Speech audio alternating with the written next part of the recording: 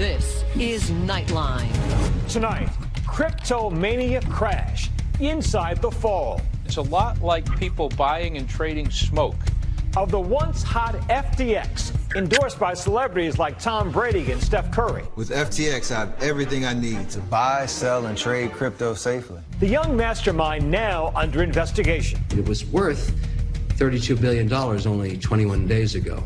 What's next for cryptocurrency? Good evening. Thank you for joining us. Tonight, we take a deep dive inside the crash of FTX, the once soaring crypto exchange filing for bankruptcy and now facing 2 investigations. Will it have a domino effect? And celebrities like Tom Brady, Gisele Bündchen, and Steph Curry among those being sued over their endorsement. Here's ABC's chief business and economics correspondent, Rebecca Jarvis. Like I was saying, it's FTX. It's a safe and easy way to get into crypto. I don't think so. And I'm never wrong about this stuff. Never. From running commercials on the world's biggest stage, the Super Bowl. With FTX, I have everything I need to buy, sell, and trade crypto safely. Not that. This is big. To snagging the biggest celeb endorsements. It's the best way to get in the game. To being the name and brand behind the Miami Heat's 20,000-seat arena. FTX seemed to be making investing in cryptocurrencies as approachable as buying a cup of coffee. FTX attracted the who's who of large financial institutions, global institutions to finance it. It was worth $32 billion only 21 days ago. And this is one of the most interesting human stories in our times.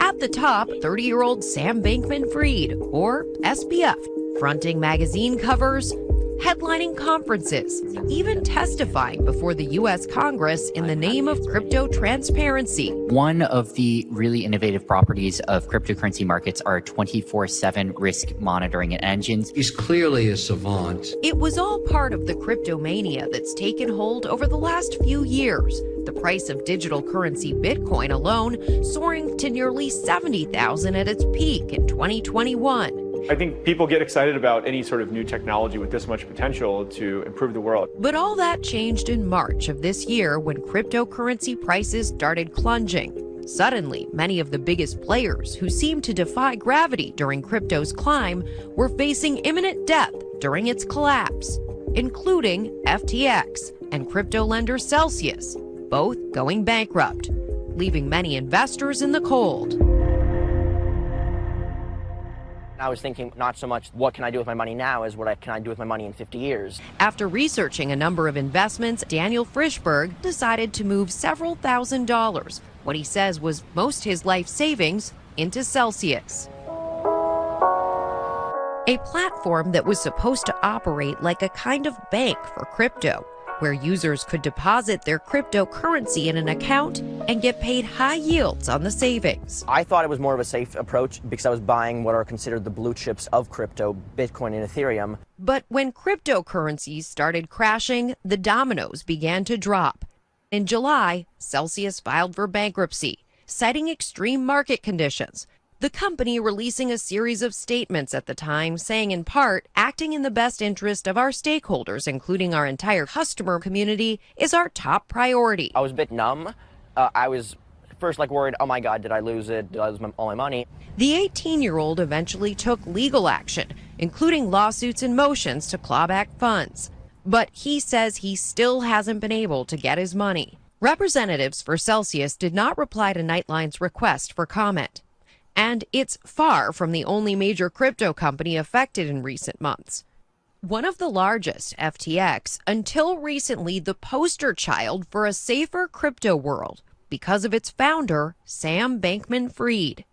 Venture capital firms were literally gushing in profiles over him being a genius and how completely mesmerized they were by his intellect and insights. In 2017, Bankman-Fried created hedge fund Alameda Research, reportedly using $1 million in savings and loans from friends and family. 2 years later, he created crypto exchange FTX.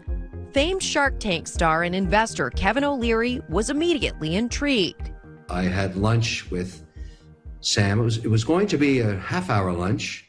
Ended up being 3 hours. One of the most fascinating individuals I've ever met. And after that meeting, what did you do? They were looking for paid spokespersons to represent the brand. Sam was impressive, but I met other people there. When I get involved in a brand, I want to understand the depth of it and obviously who else is involved. And I saw the cap table.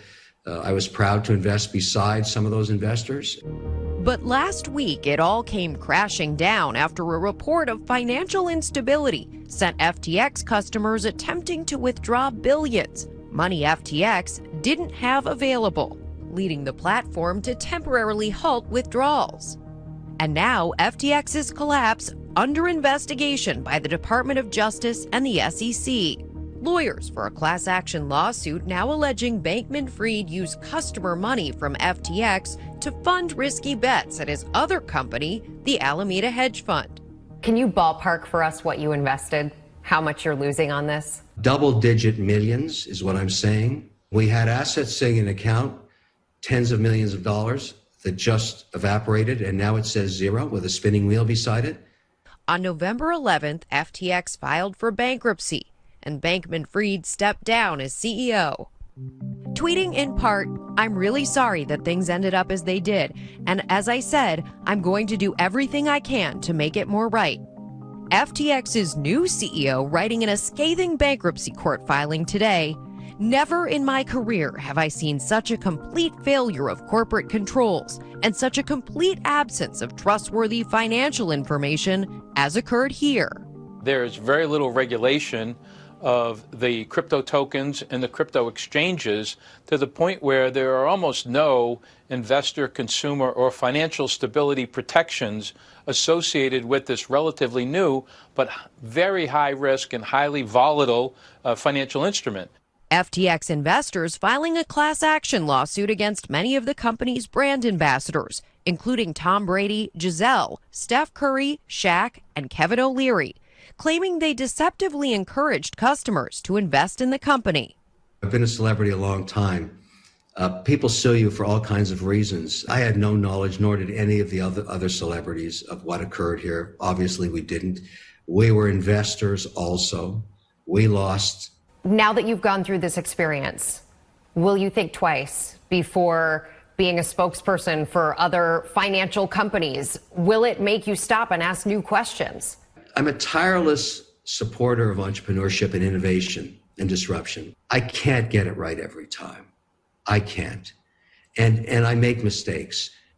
The question now, where does crypto go from here? Brian Armstrong is the founder and CEO of Coinbase, the largest blockchain company in the world.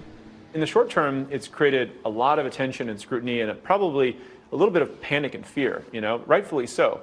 It's created a little bit of contagion risk. So other firms which may have had financial exposure to FTX are now kind of coming under more scrutiny. And crypto's been through many up and down cycles. This is just going to be one more of them on a long, long journey.